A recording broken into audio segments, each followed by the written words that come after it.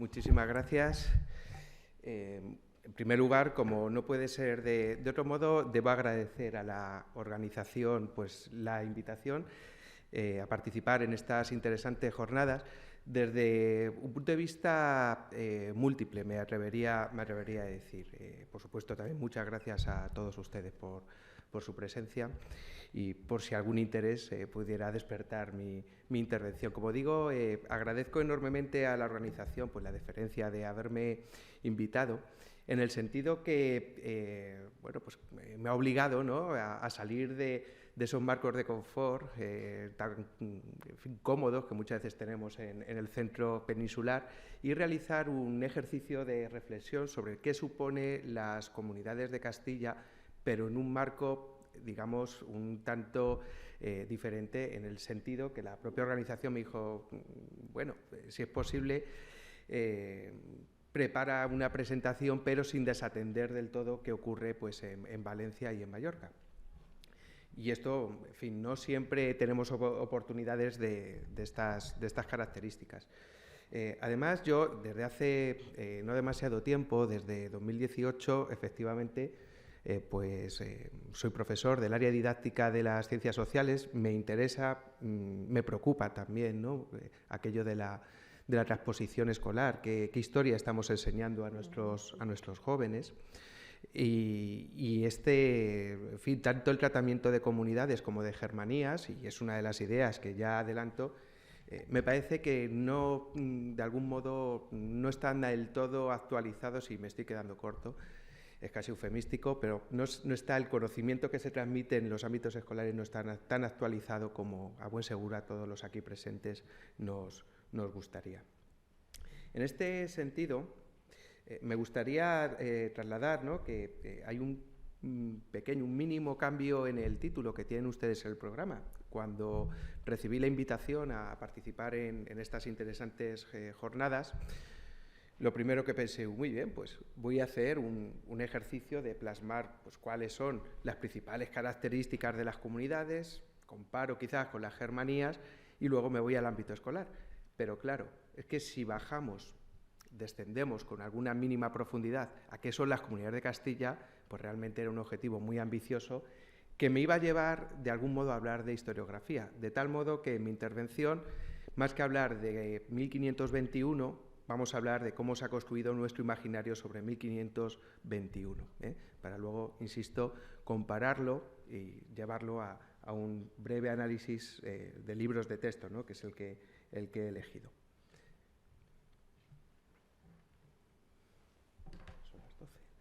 Bien, bueno, este es el esquema de esta presentación, de esta ponencia, ¿no? Luego habrá más detalles sobre la misma en el texto escrito. Me gustaría comenzar, de algún modo, con unas palabras recientes de Alfonso Fernández Mañueco, el presidente de la Junta de Castilla y León, que hace apenas unas semanas procedió a una encendida defensa del ideario comunero durante la clausura de un acto académico en uno de los múltiples actos conmemorativos sobre la Revolución Comunera en Castilla. No ha habido un gran congreso, antes lo comentábamos, pero sí diferentes pues, seminarios, jornadas. Bueno, pues en una de ellas, Fernández Mañueco no dudó en calificar al movimiento comunero, ¿no?, como la primera revolución moderna, término que sin duda pues, a todos nos recuerda al conocido libro de José María Maravall. Bien, también en su intervención el presidente de la Junta de Castilla y León pues, llamó la atención sobre el carácter democrático del ideario político expresado por la Junta de Ávila e incluso la defensa encendida de la equidad fiscal que, a decir del señor presidente, pues, parecían defender los comuneros. Evidentemente no nos interesa tanto lo que pudo decir Alfonso Fernández Mañueco como resaltar una vez más que el estudio de las comunidades de Castilla, y me temo que también de las germanías, ¿no?, constituye un campo esencial en el imaginario colectivo español, ¿no?, por territorio, me atrevería a decir. Un tema donde confluye la realidad histórica, el mito político y también un discurso identitario propio en muchos lugares de Castilla, hasta el punto, como es bien sabido, que hay una formación política que hunde su nombre, ¿no?, que nos recuerda al movimiento comunero.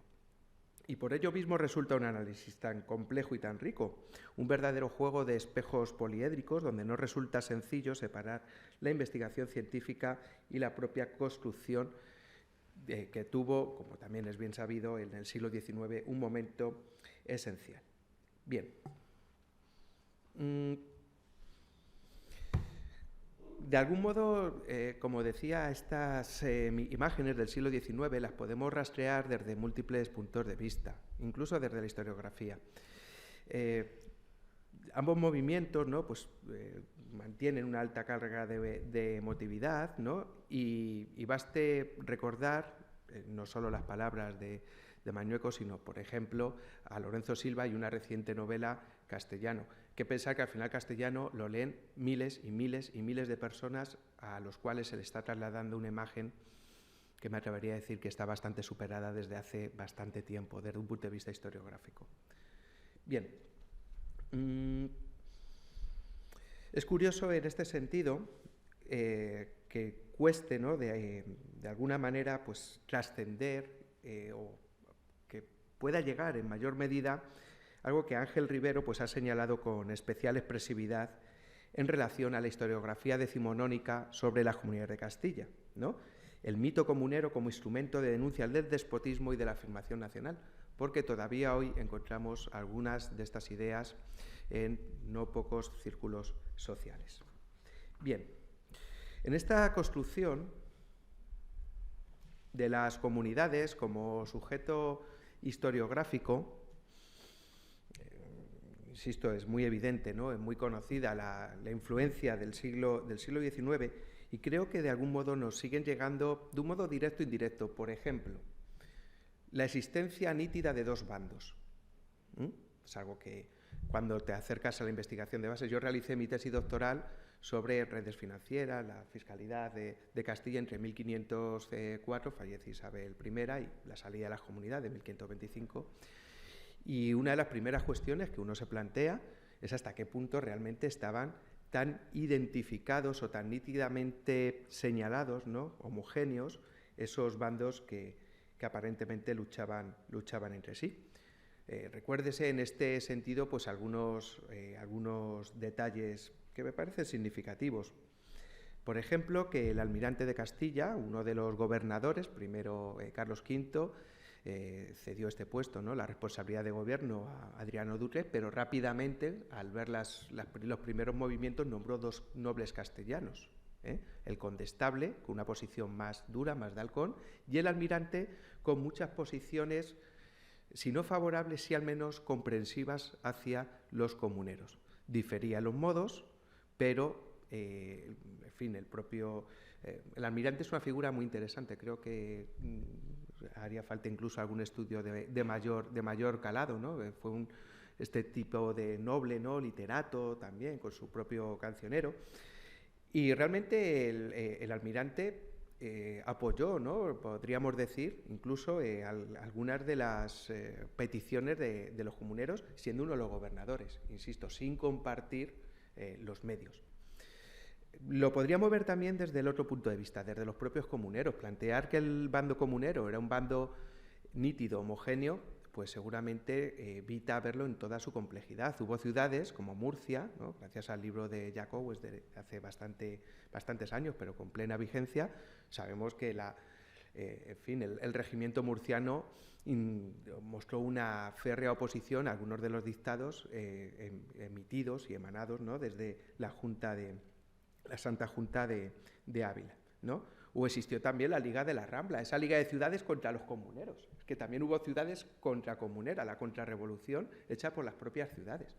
Es decir, realmente las comunidades son un movimiento, cuando descendemos al pie de archivo, al pie de investigación, muy rico, muy complejo, y donde las imágenes que se construyeron de un modo cuasi definitivo, esperemos que no por siempre, desde el siglo XIX, pues muchas veces nos tienden este tipo de trampas que nos evitan verla con esta riqueza, ¿no? Bien, Fernando Martínez Gil, cuyos trabajos me parecen verdaderas referencias, ¿no?, desde diferentes puntos de vista, después lo veremos, ¿no?, por alguna de las líneas actuales, ha definido a las comunidades como una conmoción general que, aunque de forma discontinua y geográfica y cronológicamente variable, afectó por igual a los ámbitos urbanos y rurales, cada uno sujeto a sus propias especificidades e intereses. Realmente el mundo de las comunidades era distinto en Madrid, ya que vengo yo de Madrid, que también fue ciudad comunera, al que se pudo dar en ciudades de Castilla-La Mancha o en Valladolid, o por supuesto aquella vertiente antiseñorial, ¿no?, que estudió sabiamente el profesor Gutiérrez Nieto. Y podríamos decir algo en la misma línea, ¿no?, en torno a esa contraposición que muchas veces se ha realizado, ¿no?, y que ha venido inducida desde el propio siglo XIX, de libertad, de comuneros que defienden la libertad, esa libertad a la que también hacía referencia de algún modo Mañuecos, ¿no?, frente a la opresión de unos y de otros. Ya sabemos que el movimiento comunero se ha visto en una doble perspectiva, como un movimiento muy en positivo, muy de defensores de esas libertades, que entronca, bueno, pues con el nacimiento del Estado liberal, pero desde el último tercio del siglo XIX la historiografía de corte canovista le dio un carácter, digamos, menos agradable o más negativo, más como personajes, ¿no?, sólidamente afincados en la nobleza, y que de algún modo lo que buscaban con las comunidades pues no era otra cosa que defender sus propios privilegios. Claro, en este sentido llama la atención, y entronca con la intervención anterior, que realmente agradezco, que muchas de las cuestiones que se dicen sobre las comunidades de Castilla parece que nacieron así, sin más, ¿no? Y efectivamente las comunidades recogieron muchas inercias, también algunos cambios, pero muchas inercias que tenían decenios y decenios de vigencia. Por ejemplo, la idea de generar un movimiento por parte de las ciudades, movimiento en cortes propias, sin necesidad de la convocatoria por parte de la corona, entronca con las hermandades medievales. Y es que no casualmente en 1506 Valladolid intentó hacer algo parecido a lo que ocurrió en 1520, y es sin convocatoria real intentar armar sus propias cortes con el concurso de Segovia, Burgos y otras ciudades del entorno. No tuvieron mucho éxito, pero sí me parece significativo en tanto cierto precedente, en 1506, de lo que acontecerá luego en 1520, ¿no? Desde este punto de vista, como vemos, ¿no?, y es la idea que pretendo trasladar, creo que todavía nos falta una labor importante, ¿no?, pues para revisar algunas de las ideas en torno al imaginario colectivo, que no es fácil, ¿no?, por las razones que decía anteriormente, que no es fácil, muchas de las ideas de los lugares comunes que tenemos sobre el movimiento comunero. En los últimos años encontramos un panorama muy rico de estudios sobre las comunidades. No solo ahora con motivo del centenario, que también apareció algún libro importante, sino desde prácticamente el 2004 2005 hay algunos libros que son importantes. Y en este sentido se pueden detectar, o he podido detectar, se puede estar de acuerdo, ¿no?, por supuesto, es discutible, varias líneas de análisis que me parecen que están mostrando un enorme dinamismo. Voy a intentar acelerar. Estudios locales. Se sigue incrementando el número de estudios locales, en ocasiones con perspectivas de análisis tan sugerentes como en un libro de hace 4 años, si no recuerdo mal, sobre Valladolid, conceptuado o interpretando la comunidad de Valladolid como un movimiento antiseñorial. Si recordamos, Gutiérrez Nieto identificó el movimiento antiseñorial comunero en zonas rurales. Sin embargo, esta tesis fue una tesis doctoral defendida allí en Valladolid. Lo que hizo no fue otra cosa que intentar ver, interpretar, conceptuar las comunidades de Valladolid, de la ciudad de Valladolid como una respuesta a la nobleza, ¿no? También cabe destacar que en los últimos tiempos están apareciendo bastantes estudios sobre ciudades situadas al sur del sistema central. Ha habido otro de los elementos curioso, por lo menos en parte de la zona castellana, ¿no?, la parte submeseta norte, ¿no?, que parecía que era un movimiento que prácticamente estaba afincado, o principalmente afincado, ¿no?, en Castilla y León, básicamente. Bueno, los últimos estudios sobre Jaén, sobre Alcaraz, Talavera de la Reina, Alcalá de Henares, Murcia, ¿no? Ya lo decía anteriormente, demuestran que fue un movimiento mucho más amplio y que afectó como conmoción general a buena parte del Reino de Castilla. Que podríamos hablar incluso de lo que sucede en Logroño, ¿no? Que ahí tienen la cuestión francesa, la invasión francesa, ¿no? Incluso en Navarra se podría integrar estos análisis. Y creo que están dejando noticias muy interesantes desde un punto de vista historiográfico. El programa comunero, dentro de estas líneas que también se han apuntado, de antropología, del derecho, ¿no? De la historia del derecho, análisis del discurso, etcétera, también nos ha dejado varios libros importantes, muy importantes.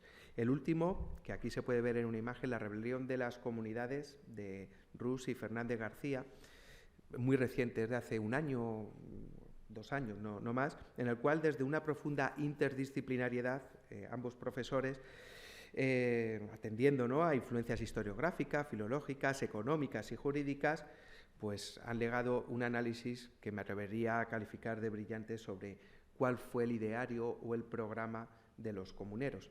Y para ellos, realmente los comuneros tuvieron un poco de modernos, o al menos no se les puede calificar enteramente de modernos. Bien, Fernando Martínez Gil está cultivando últimamente un género que creo, el enfoque que le está dando, que es muy interesante, el género biográfico. Sus últimos estudios sobre Juan de Padilla y María Pacheco, no solo como una biografía descriptiva, sino viendo y analizando cómo se ha construido el mito de algunos personajes importantes, pues también creo que está enriqueciendo el panorama del cual gozamos, ¿no?, en el análisis de este periodo. Bueno, y luego encontramos también pues otras temáticas quizás más particulares que están dando pues buenos frutos desde un punto de vista historiográfico. Con las Germanías, como decía, fuera de mi marco de confort de Castilla, pues me he atrevido a hacer seguramente un torpe o un primer análisis, ¿no?, de qué ha pasado con la visión de las Germanías. Bueno, lo primero que me gustaría llamar la atención es la influencia de las Germanías en Modesto Lafuente, de la imagen de las Germanías, en la conocida obra de Modesto Lafuente, Historia General de España, desde los tiempos primitivos hasta la muerte de Fernando VII. Y lo que quiero subrayar, porque creo que tiene una traslación hasta hoy, y después lo vemos desde el punto de vista escolar, lo que me gustaría señalar es que ya en Modesto Lafuente encontramos 5 capítulos al movimiento comunero, 66 folios, he tomado la molestia de hacer el recuento, frente a un único capítulo dedicado a las Germanías de Valencia. Mallorca apenas está presente, ¿no? En su conocido texto pues aparece un retrato de los comuneros como luchadores y mártires de la causa nacional, un movimiento nacido contra los abusos de un rey extraño y sus ministros flamencos, de los cuales se rodeó frente a Castilla, mientras que las Germanías, en clara continuidad con lo que ya se apunta en la Historia General de Robertson de finales del siglo XVIII, consideraba a este movimiento agermanado como más sangriento, más anárquico en comparación con los comuneros. Un movimiento social antes que político, que no tenía carácter nacional, como sí que tendría para, en este caso, Lafuente, las comunidades, que no tendría carácter nacional y que se limitó a la rebelión subversiva de ciertas clases bajas. Existe una desproporción en la obra de Lafuente evidente, ¿no?, y una diferencia de trato evidente entre un movimiento y otro. Y que, insisto, bajo mi punto de vista, y esto es algo que se puede debatir, ¿no?, y estaré encantado que pueda ser así, creo que todavía hoy puede ser rastreada.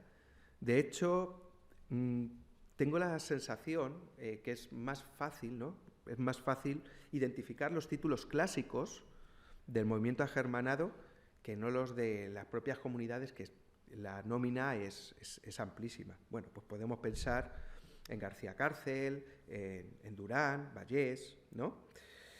Esta percepción de las comunidades, y sigo aquí un artículo historiográfico de Mariana de Pármara, publicado en 2018, ha corrido pareja, no solamente en mi opinión, ha corrido pareja a las propias comunidades de Castilla como si fuese un apéndice de lo ocurrido en el centro peninsular. Bien, Em, Insisto, no deja de resultar llamativa, por lo menos en este ejercicio, yo que no vengo exactamente del mundo aragonés, valenciano, mallorquino, catalán, no deja de resultar llamativo este enfoque y esta desproporción en el tratamiento de ambos levantamientos. Si en el caso comunero se perfila desde una perspectiva tan trascendente como que fue un alzamiento de buena parte de los castellanos, de las ciudades castellanas, y de un proyecto institucional pionero frente a una dinastía no autóctona, en el caso de la Germanía sigue primando este carácter social, localizado, una lucha entre menestrales y nobleza, y que parece que no tuvo grandes pretensiones más allá de la pugna por el poder local. Y a mí me suscita algunas dudas esta visión. En absoluto me parece inocente, ¿no? Ni esta desproporción en enfoque y en el trato, ¿no? Y en la importancia otorgada. Representa, en definitiva, una línea o una idea de un centro neurálgico de la historia de España, ubicado en Castilla frente a una periferia de un corte, digamos, inferior en los grandes procesos históricos, por lo menos en esto. Por reducirlo, y intento ser de algún modo, en fin, animar al debate una visión de país centralista incluso en la derrota de los movimientos, ¿no? En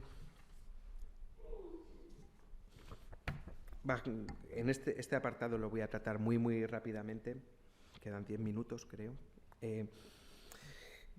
¿Qué balance cabría hacer del momento en el que nos encontramos? Se ha producido una ampliación, ¿no? de los análisis, y en este sentido creo que puede seguir deparando resultados muy interesantes ampliar el foco tanto desde un punto de vista temporal como desde un punto de vista espacial, ¿no? Desde un punto de vista temporal, ya se ha visto en las intervenciones anteriores, pues las comunidades y la Germanía responden a una larga trayectoria, una tradición evidente, ¿no? de revueltas. Me gusta mucho la idea de comunidad emocional de Rosenwein, ¿no? de que generó elementos de identidad en los propios núcleos, y que esto les permitía, bueno, pues su propio imaginario reclamar esa libertad, ¿no? que muchas veces veían soliviantada, ¿no? Tanto desde el punto de vista temporal, pero también espacial, porque evidentemente, efectivamente, ni las comunidades ni las germanías, se ha visto, insisto, anteriormente, pues fueron movimientos movimientos que se desarrollasen sin contextualización alguna. Fue más bien un escenario, ¿no? de conflictividad general que se dio a lo largo de bastante tiempo. Y creo que es una perspectiva muy interesante quizás para valorar, para calibrar, pues qué elementos diferenciales existen sobre cada uno de ellos, o qué elementos comunes, ¿no? Insisto, como aquí se ha visto. Me van a permitir que le dedique algunos minutos, que me detenga más en esta cuestión de la transposición didáctica. El término transposición didáctica es muy conocido en las ciencias de la educación, es una idea de Chevallard, ¿no? Y que lo que nos viene a decir es que existe, cuando se lleva el saber, el conocimiento sabio, se utiliza en Chevallard este término, el saber científico a la escuela, se está generando un tipo de conocimiento diferente, ¿no? Diferente, pero relacionado, que por lo tanto hay que mirar a uno y a otro. Me ha llamado la atención, quizá lo tendría que hacer con mayor detenimiento, mayor cuidado, no he visto apenas literatura, más allá de defensa de algún trabajo fin de máster o algún trabajo, pero no he visto excesiva literatura o prácticamente ninguna literatura que analice la transposición didáctica en la enseñanza de estos movimientos, cuando, vamos, en ciudades como Segovia, que tienen monumentos, Burgos, Valladolid, Toledo, como no, y creo que también pues Valencia, aquí en Mallorca es importante. Bien, hay que recordar, yo me voy a centrar únicamente en segundo de bachillerato. El segundo de bachillerato es una asignatura, no es una asignatura común, dentro de un bloque común, y el currículum es similar para toda España. Aparece un tema que es el auge del imperio en el siglo XVI, cito textualmente, como tema que aparece en el currículum, con un punto específico sobre los conflictos internos. Es ahí donde se enmarcaría. Y lo que he hecho, pues sencillamente es comparar 3 libros de textos actuales, son de 2016 y hasta el 2020, del Vives, Bruño, EDB. Son estos 3 libros y me van a permitir muy rápidamente leer lo que dicen, que es muy poco, lo que dice uno de los libros. Son muy similares los 3, para que veamos que existen una cierta inercia común a la hora de trasladar estas imágenes. Y ya adelanto con qué sentido, para que veamos la pervivencia de las imágenes del siglo XIX en esta enseñanza que estamos transmitiendo a nuestros jóvenes, que van a ser ciudadanos y ciudadanas en no demasiado tiempo, adultos, me refiero. Bueno, voy a leer EDB, que es la más breve. En el reinado de Carlos I empezó con una doble crisis: el levantamiento de las comunidades de Castilla, 1520-1521, y el de las Germanías en Valencia y Mallorca, 1520-1522. Las primeras decisiones del joven monarca en Castilla causaron una profunda decepción. Carlos había nacido en Flandes, donde fue educado. Al llegar a la corte castellana se rodeó de consejeros flamencos, desconocía la lengua y las costumbres de sus vasallos castellanos, afrentó a la nobleza castellana al marginarla de los altos cargos e hirió los sentimientos de las ciudades castellanas al supeditar los intereses del reino de Castilla a sus ambiciones imperiales. Para sufragar los gastos de su elección como emperador, forzó a las cortes castellanas a aprobar una recaudación extraordinaria y dejó como regente a Adriano de Utrecht. Así, poco después de la salida del monarca en 1520, se produjo el levantamiento de las comunidades urbanas castellanas. Esta revuelta antiautoritaria de la burguesía urbana, que defendía el papel de las Cortes, estuvo encabezada por los comuneros Padilla, Bravo y Maldonado. Fue aplastada en 1521 en Villalar, cuando la alta nobleza, que en principio se había mantenido expectante, intervino en favor del rey al ver amenazados sus privilegios señoriales. Hasta aquí las comunidades. Y ahora comienzan las Germanías. Por las mismas fechas tuvo lugar el levantamiento de las Germanías en Valencia y Mallorca. La revuelta de carácter antinobiliario, llevada a cabo por la pequeña burguesía, los menestrales y el campesinado, se mantuvo al margen del movimiento comunero y no tuvo tanta trascendencia política, lo que puso de manifiesto la importancia estratégica de Castilla. A partir de entonces, y ya concluyo, Carlos I prestó más atención a los asuntos castellanos, pero prescindió del poder urbano reflejado en las Cortes, ya que los fueros castellanos le permitían cobrar impuestos sin necesidad de convocar esta institución, cosa que hoy sabemos que no es así. Esta circunstancia convirtió a Castilla en el principal bastión del imperio, el que proporcionó la mayoría de los recursos materiales y humanos del siglo XVI. Bueno, simplemente a modo de comparación, de curiosidad, no hago demasiados comentarios, creo que se ve de modo muy nítido muchas de estas imágenes que estaban ya presentes en Modesto Lafuente, pero he recogido este texto que es de 1852, de un libro de 1852. Obsérvese que la sensación que nos da, no lo voy a leer, ¿no? Aparecerá también, lo tienen ustedes ahora en pantalla, pero obsérvese cómo el sentido, ¿no? Digamos, el espíritu del mismo es muy similar a lo que se sigue trasladando hoy en día, a pesar de lo mucho que ha avanzado la investigación histórica, ¿no? Bien, en fin, he traído, es muy curioso esta forma de verso para que los estudiantes de mediados del 19 pudieran memorizarla mejor, ¿no? Casi con musiquilla. Luego lo desarrolla en el libro de texto, pero me ha parecido muy curioso. Bien, ya para concluir, que creo que estoy rozando, ¿no?, el final del tiempo dedicado a la intervención. Por una parte, mis conclusiones irían de algún modo en claroscuro, ¿no? Es evidente que estamos ante un tema absolutamente vigente, de enorme interés desde múltiples puntos de vista, académico, científico, pero también social, sociopolítico, me atrevería a decir, donde se vienen renovando, tanto para las comunidades como para las germanías, pues los temas de estudio, los enfoques, el análisis de nuevas fuentes, si bien quedan, por supuesto, perspectivas sobre todavía o por explorar o por insistir en las mismas. Pero también me parece detectar dificultades y creo que los historiadores tenemos responsabilidad sobre ello, ¿eh? Permitidme que sea en este caso un poco provocado, pero yo creo que tenemos alguna responsabilidad también sobre cómo hacer llegar estas nuevas interpretaciones de un campo de estudio que es difícil al grueso de la sociedad. Me despido, concluyo mi intervención, en este caso, con una lectura de 5 líneas de Lorenzo Silva Castellano, novela actual, publicada hace unos meses, como decía, en la página 28. Pocas derrotas y pocos triunfos por lo que fueron, pero también por lo que no quisieron ser, hay más dignos de contarse y recordarse. Por eso, lector, dejando de lado otros asuntos, te invito ahora a retroceder 5 siglos, a los días que vieron nacer del rechazo de Castilla hacia un monarca que le hizo sentir que solo la quería para servirse de ella y de sus gentes, la gallarda y la desdichada revolución comunera. Espero que sirva de reflexión, ¿no?, este texto. Muchísimas gracias por la atención, de veras.